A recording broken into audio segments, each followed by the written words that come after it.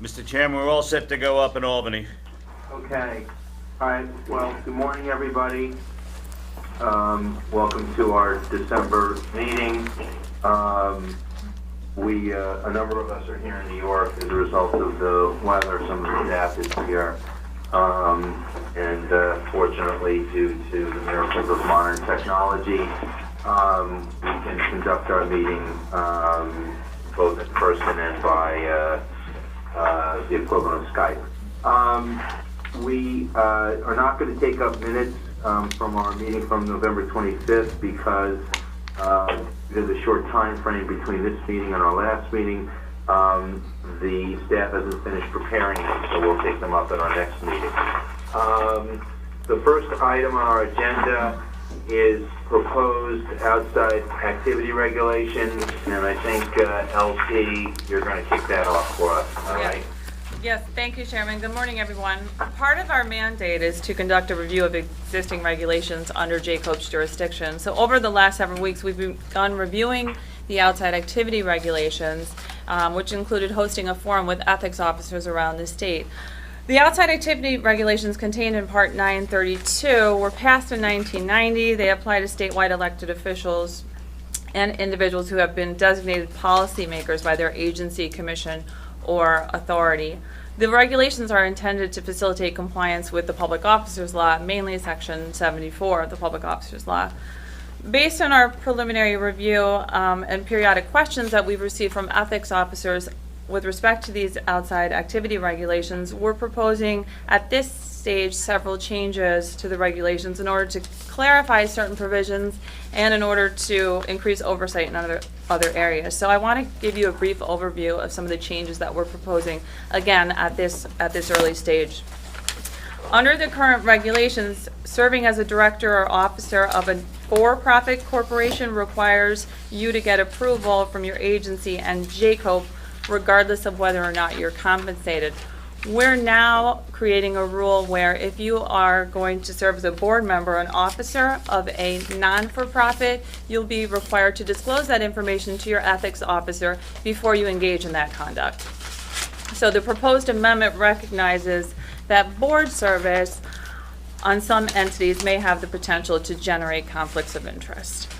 Currently, an individual who has approved outside activity under the regulations does not need to seek reapproval unless there's a change in your state responsibility or your state job, or there is a material change in your outside activity. Our amendment wouldn't change that, but what it would do is require that an individual must inform his agency on an annual basis if he or she is still engaged in the outside activity. I want to talk briefly. Currently, under the regulations, there are restrictions on certain political activities that apply to all policy makers.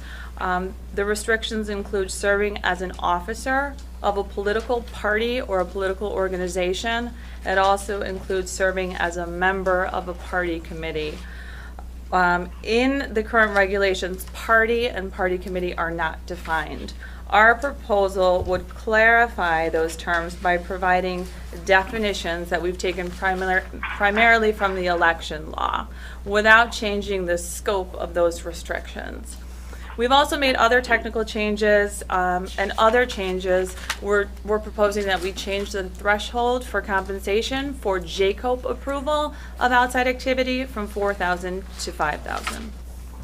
In the next few days, we're going to be taking the revised regulations, posting them on our website, and seeking public comment and comment from ethics officers around the state. And that's where we stand with these revised regulations. Any questions or comments? I have one comment. Sure. I'd like to be able to, receive these materials in, enough time to actually absorb them and understand them completely. And I think when we get them on the Thursday before a meeting, it's just not enough time. And I frankly would just like more time to look at them and see what the implications of the proposed changes are. I mean, staff works on this for quite a while, and we get a couple of days to look at it and approve it.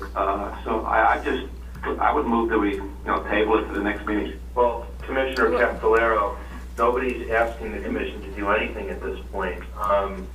This, as Letitia explained, is all pre-SAPA. And so I appreciate,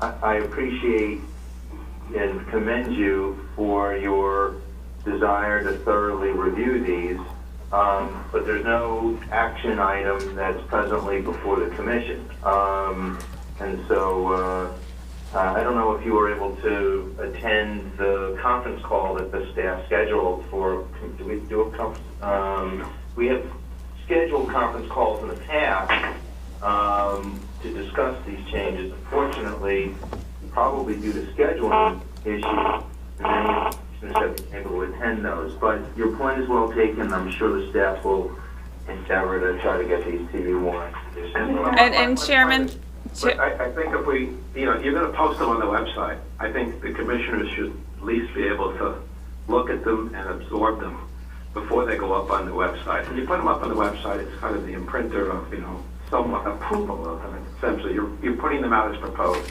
I just think we should be given the time to look at them and intelligently decide whether we agree or disagree or have comments about them.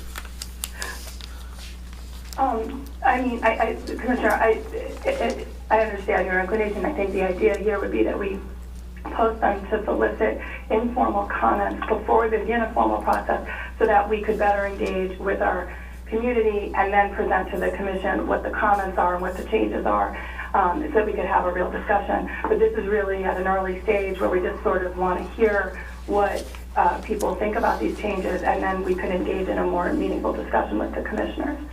We did this, this was the process that we used with the public service announcement regs, as well as I believe some of our other regs early on, was that we started the process by just sort of soliciting comments from the people who deal with this on a day-to-day basis so it would better inform the dialogue with the commissioners. Dan? Yes, George?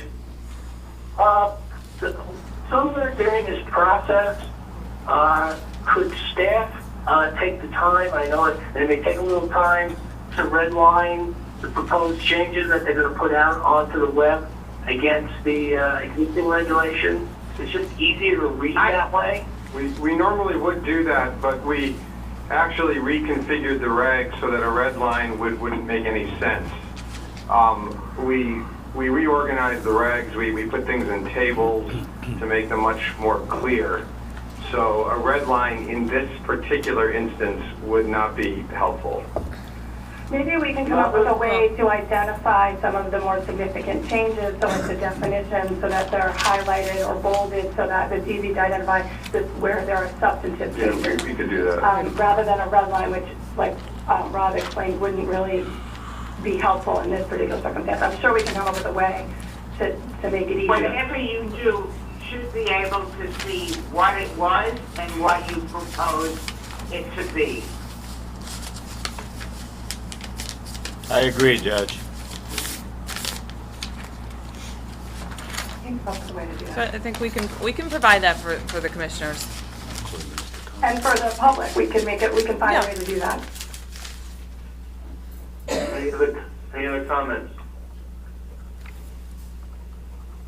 I know the weather is inclement. Somebody made a comment about that before. No other comments? No new or other business? Then I'll entertain a motion to enter into executive session. So moved. Is there a second? All in favor, let's raise our hands. And whoever is keeping tab, is it Monica, are you doing that, or is somebody in? I have people, nobody to try and do that. Okay, so whoever is doing that, can you give us let us know verbally when you finish counting all the votes, so we know that the ayes have been counted. 1, 2, 5, 6, 7, 8, 9, 10. We have 10. You're 11. Is that 11? 11.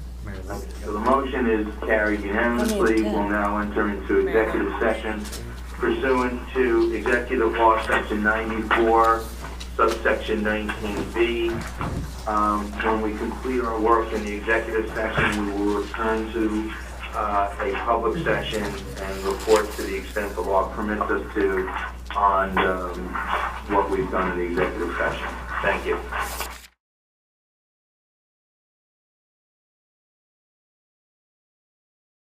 We're on, Dan. $62. Okay. Welcome back to the public session. During our executive session, the commission discussed several investigative matters, including the approval of several settlements for failure to file annual financial disclosure statements.